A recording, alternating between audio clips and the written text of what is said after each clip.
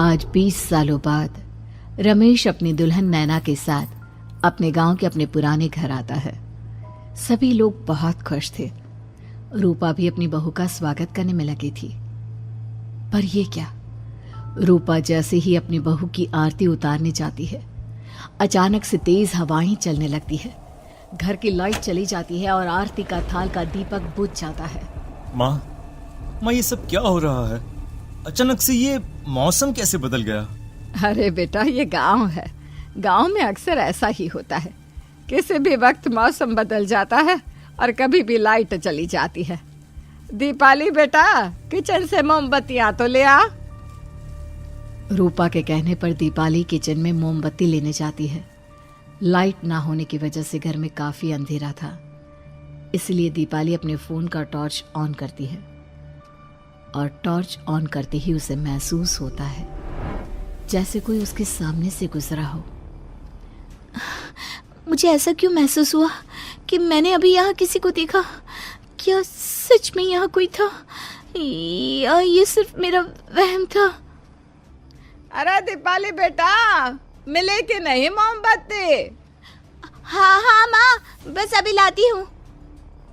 दीपाली सारी बातों को भूलकर मोमबत्ती जलाती है और जैसे ही मोमबत्ती लेकर वापस बाहर जाने के लिए पीछे मुड़ती है तो उसके सामने एक 10 साल की छोटी बच्ची खड़ी होती है। उस बच्ची की एक झलक देखते ही दीपाली डर जाती है और जोर जोर से चिल्लाने लगती है। तभी अचानक से लाइट आ जाती है। दीपाली की आवाज सुनकर शंकर और छोटा भाई पवन उसके पास पहुंचते हैं। क्या हुआ दीपावली बेटा? पापा, मैंने किसी को देखा। दीदी, यहाँ पर कोई नहीं है। अंधेरे में वहम हुआ होगा आपको। अब चलो, दरवाजे पर भैया भाभी कब से खड़े हैं। दीपाली भी इसे अपना एक वहम समझकर सबके साथ बाहर चली जाती है, जहां वो लोग अपनी भाभी का स्वागत करते हैं। नैना अपने पैरों से कलश को गिराकर थाल में पैर रखती है और घर के अंदर जाती है। सब घर के अंदर चले जाते हैं। भाभी, मैं आपकी ननद नहीं, आपकी छोटी बहन और फ्रेंड की तरह हूँ। इसलिए कभी भी आपको ये लगे कि भैया आपको सता रहे हैं तो आप उनकी शिकायत मुझसे कर देना। भाभी भैया की शिकायत करे या ना करे, पर मुझसे और माँ से तेरी शिकायत जरूर करेगी। सभी आपस में बैठकर हंसी मजाक कर रहे थे। नैना भी घूंघट किए अपने बिस्तर पर बैठी थी।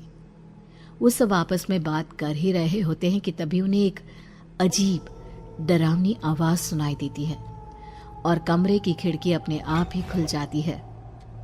मुझे इसीलिए गांव पसंद नहीं। गांव में ऐसी ही डरावनी आवाजें आती हैं। मैंने तो सुना है गांव में बहुत सारे भूत भी होते हैं और इस मौसम को पता नहीं क्या हो रहा है।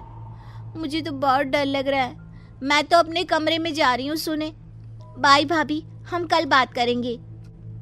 अब सब अपने कमरे में सोने चले जाते हैं। नैना अपने कमरे में बिल्कुल अकेली थी। कुछ देर बाद रमेश अपने कमरे में आता है और देखता है कि नैना खिड़की के पास खड़ी होकर बाहर की ओर एक टक नजरें लगाकर देख रही थी। क्या हुआ नैना? बाहर क्या देख रही हो?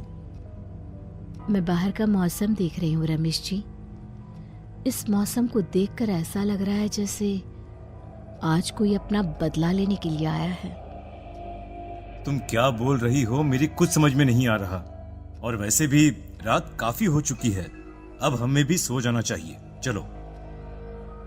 इतना बोलकर रमेश सोने के लिए बिस्तर पर लेट जाता है, पर नैना अब भी खिड़की के पास ही खड़ी होती है। रमेश के सो जाने के बाद नैना अपनी सास के कमरे में जाती है और अपनी सास के पास बैठकर रोने लगती है, जिसे सुन सास की नींद खुल जाती है।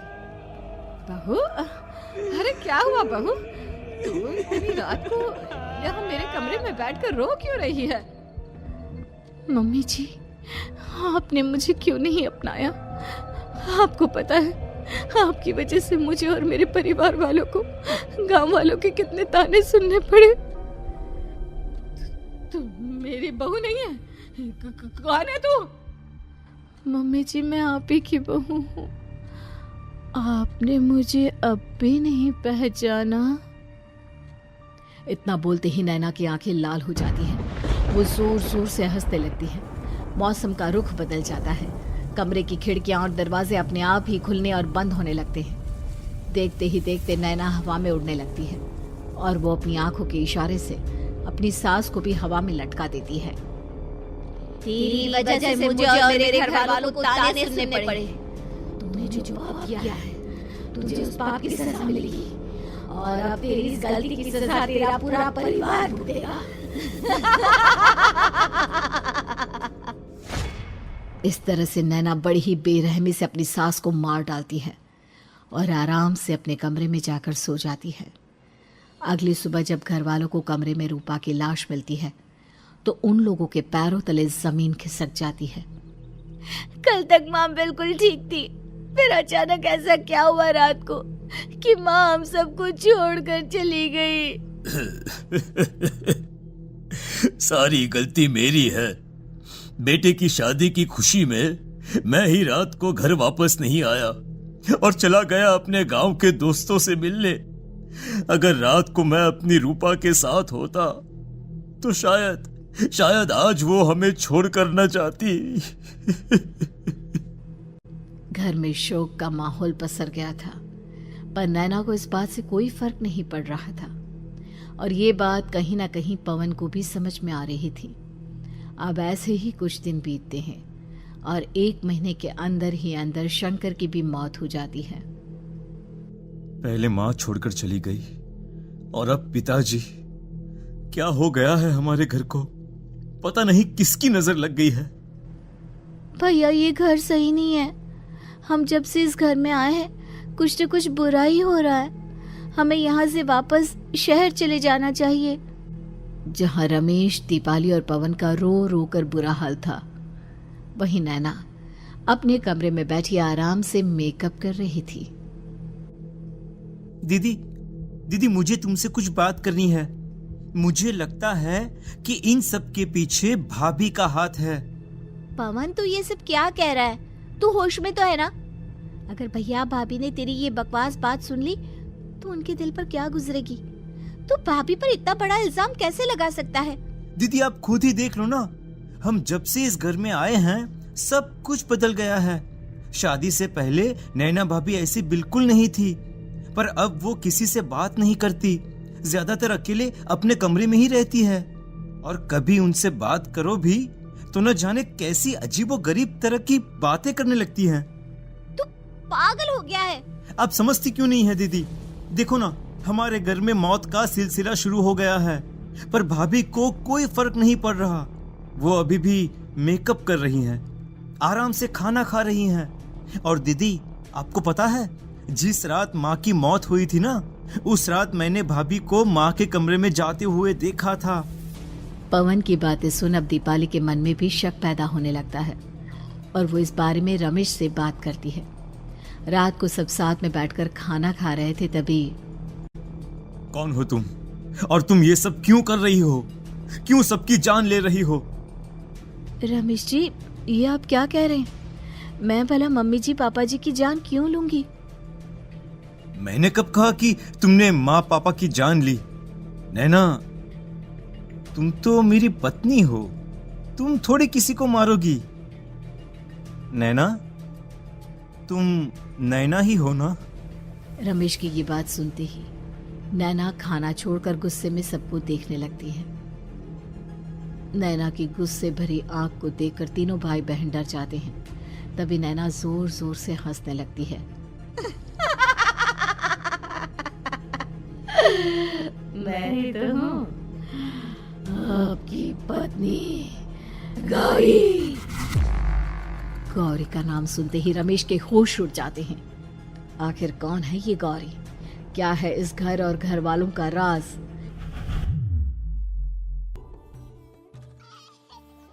हमारे दोनों बच्चे एक साथ कितने अच्छे लग रहे हैं ना? हाँ, कितने अच्छे दोस्त हैं दोनों। बस बड़े होने के बाद भी इनकी ये दोस्ती बनी रहे तो बच्चे कितने खुश रहेंगे। मैं क्या सोच रहा था कि क्यों ना हम अपनी दोस्ती को रिश्तेदारी में बदल दें। मैं अपने बेटे रमेश की शादी तेरी बेटी गौरी से करना चाहता हूँ। इस तरह हमारे बच्चे भी हमेशा साथ रहेंगे और हमारी दोस्ती भी रिश्तेदारी में बदल जाएगी। शंकर की इस बात से उसके दोस्त को बहुत अच्छा लगता है और वो अपनी बेटी की शादी रमेश से करवाने के लिए तैयार हो जाता है। बहुत जल्द दोनों परिवार मिलकर बचपन में ही रमेश और गौरी की शादी करा देते हैं। अरे शंकर, अपने बच्चों की शादी करवा कर हमने अपनी दोस्ती को रिश्तेदारी में बदल तो लिया, पर मैं चाहता हूं कि अपनी गौरी का गौना 2 साल बाद करूं, ताकि वो थोड़ी समझदार हो जाए। अरे हाँ दोस्त, बिल्कुल, हमें कोई दिक्कत नहीं है। इसी तरह समय बीतने लगता है। समय के साथ शंकर का कारोबार तरक्की पकड़ लेता है और 2 साल बाद शंकर अपने पूरे परिवार के साथ शहर में शिफ्ट होने की तैयारी कर लेता है। जब यह खबर उसके दोस्त को पता चलती है तो वो शंकर से बात करने उसके घर जाता है। शंकर, 2 साल पूरे हो चुके हैं और अब तू शहर भी जाने वाला है। मैं सोच रहा था कि तेरे शहर जाने से पहले गौरी का गौना कर दूं, ताकि तू अपनी बहू को अपने साथ लेकर जा सके। ये तू कैसी बातें कर रहा है? रिश्तेदारी बराबरी वालों से होती है, और वैसे भी अब मेरा बेटा या मेरा परिवार कोई भी इस रिश्ते को नहीं मानता। ये तू कैसी बातें कर रहा है दोस्त? जब हमने अपने बच्चों की शादी करवाई थी तब हम दोनों ही एक बराबर थे। पिछले 2 साल में तेरा कारोबार थोड़ा सा अच्छा क्या चल गया, तो पुराने रिश्ते ही तोड़ देगा। देख भाई, ऐसा मत कर। अगर तूने मेरी बेटी को अपनी बहू के रूप में नहीं अपनाया तो कोई भी मेरी बच्ची से शादी नहीं करेगा। अरे उसकी जिंदगी बर्बाद हो जाएगी। यार देख, वैसे भी बाल विवाह तो कानून मान्यता नहीं देता, फिर मैं कैसे दे दूं? तू अपनी बेटी के बड़े होने पर उसकी शादी किसी दूसरे लड़के से करवा देना। वैसे भी तब तक ना उसे और ना ही गांव वालों को ये बात याद रहेगी। मेरे बेटे को बख्श दे मेरे भाई। इस तरह से शंकर अपने दोस्त के परिवार और गौरी को गांव वालों के ताने सुनने और जिल्लत से भरी जिंदगी जीने के लिए छोड़ अपने परिवार वालों के साथ शहर चला जाता है। अरे इनकी गौरी में ही कोई दोष होगा, तभी तो लड़के वालों ने इनकी बेटी को अपनी बहू के रूप में नहीं अपनाया और उसको यहाँ छोड़कर शहर चले गए। अब कौन थामेगा ऐसी लड़की का हाथ? अरे पता नहीं कैसा आदमी है जो गांव वालों के इतने ताने सुनकर भी सर उठाकर गांव में चल रहा है। अरे अगर मेरी बेटी के साथ ऐसा हुआ होता ना तो मैं तो शर्म के मारे मर ही जाता। हाँ, दिन रात लोगों की नजरों में अपने लिए ग्रहण देख और सबके ताने सुन सुन अब गौरी के पिता हिम्मत हारने लगते हैं और एक रात गौरी के माता पिता खुदकुशी कर लेते हैं। ये सदमा गौरी भी सहन नहीं कर पाती और उसकी भी मृत्यु हो जाती है। तुम्हारे परिवार की वजह से हम लोगों ने अपनी इज्जत और जान गंवाई। इसका बदला तो तुम्हें चुकाना पड़ेगा, वो भी अपनी जान देकर। हंसते हुए अब नैना हवा में उड़ने लगती है। नैना अब पूरी तरह से बदल चुकी थी। गौरी की आत्मा उसके शरीर पर हावी हो चुकी थी। उसकी आंखें सफेद, पैर उल्टे, चेहरा काला और बाल बिखर गए थे। अब गौरी अपनी शैतानी शक्तियों से घर के हर कोने को अपने काबू में कर लेती है और सीधी दीवार पर जाकर चिपक जाती है। मुझे अपना बदला चाहिए। बदला लूंगी मैं तुम सबको खत्म कर दूंगी। गौरी इतनी तेज चिल्ला रही होती है कि उसकी आवाज से घर के सारे कांच टूट जाते हैं। सामान इधर उधर गिरने लगता है और ये सब देखकर तीनों भाई बहन के होश उड़ जाते हैं। बचाओ, भागो भागो। उन तीनों को अपनी जान बचाने के लिए यहाँ से वहां भागता देख गौरी जोर जोर से हंसने लगती है। तभी दीपाली घर से बाहर निकलने लगती है, जिसे देख गौरी गुस्से में अपनी शक्तियों से तुरंत घर का दरवाजा बंद कर दीपाली को हवा में उड़ा देती है। बाहर भागी थी, मुझसे बचकर भागना चाहती है? कोई नहीं बचेगा, आज तुम सब मरने वाले हो। अचानक घर में भूतिया आवाजें गूंजने लगती है, तेज हवाएं चलने लगती हैं। सोफा, टेबल, कुर्सी सब हवा में उड़ने लगता है। ये सब देखकर रमेश, दीपाली और पवन की रूह कांप जाती है। घर में ये सब होते हुए और अपनी बहन को हवा में उड़ते हुए देख रमेश और पवन को भी समझ में नहीं आ रहा था कि वो क्या करे, कैसे अपनी जान बचाए। इतने में गौरी अपनी आंखें दीपाली की तरफ करती है और अपनी शैतानी शक्तियों से उसका गला दबाने लगती है।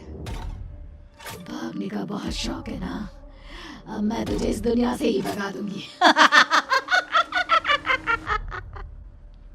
इतना बोलकर गौरी दीपाली को उठाकर फेंक देती है और दीपाली दीवार से टकराकर नीचे गिर जाती है।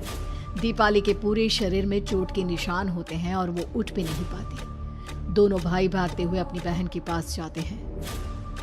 ये तो बस शुरुआत है, मैं तुम तीनों को तड़पा कर मारूंगी। अरे अरे, पर हमने क्या किया है? हम तीनों भाई बहन तो निर्दोष हैं। गलती तो हमारे माता पिता ने की थी और उन्हें तुम पहले ही मार चुकी हो, फिर हमारे पीछे क्यों पड़ी हो? पवन के इतना बोलते ही गौरी एक हवा के झोंके की तरह उसके पास आती है और उसका गला पकड़कर उसे हवा में उठा देती है और रमेश को गुस्से भरी नजरों से देखती है। गलती मेरे परिवार की नहीं थी, पर सबको बोलना पड़ा। मैं किसी को नहीं छोड़ूंगी। गौरी पवन को हवा में उछाल देती है, जिस पर कमरे की छत से टकराकर जमीन पर आकर वो गिरता है। उसके सर और शरीर पर जगह जगह चोट लग जाती है और खून बहने लगता है, जिसे देख अब रमेश से चुप नहीं रहा जाता। गौरी, तुम्हारा गुनहगार मैं हूँ। तुम्हारी शादी मुझसे हुई थी। अगर तुम्हें बदला चाहिए तो मुझसे लो। मेरे भाई बहन को छोड़ दो। तुम मुझे मार दो। मरना तो सबको पड़ेगा। अरे पर इसमें उन दोनों की कोई गलती नहीं है। प्लीज, मैं मानता हूँ कि तुम और तुम्हारे परिवार के साथ जो कुछ भी हुआ वो गलत था, पर गौरी, मैं प्लीज मेरे भाई बहन को छोड़ दो। उन्हें तो इस बात के बारे में कुछ भी पता नहीं है। उनका इस सबसे कोई लेना देना नहीं है। तुम और तुम्हारा परिवार यही चाहता था ना कि मैं तुम्हें अपना लूं। उस समय मैं बच्चा था, मेरे पास इतनी समझ नहीं थी, पर आज मैं तुम्हें तुम्हारे इसी रूप में अपनाता हूँ। मेरे साथ जो करना है कर लो, बस मेरे भाई बहन की जान बख्श दो उनकी जान। रमेश की ये बात सुनकर गौरी का गुस्सा थोड़ा शांत होता है। ठीक है, मैं तुम्हारे भाई बहन को नहीं मारूंगी, पर तुम्हें मरना होगा और तुम्हारी आत्मा को मेरे साथ शादी करनी होगी। मुझे मंजूर है।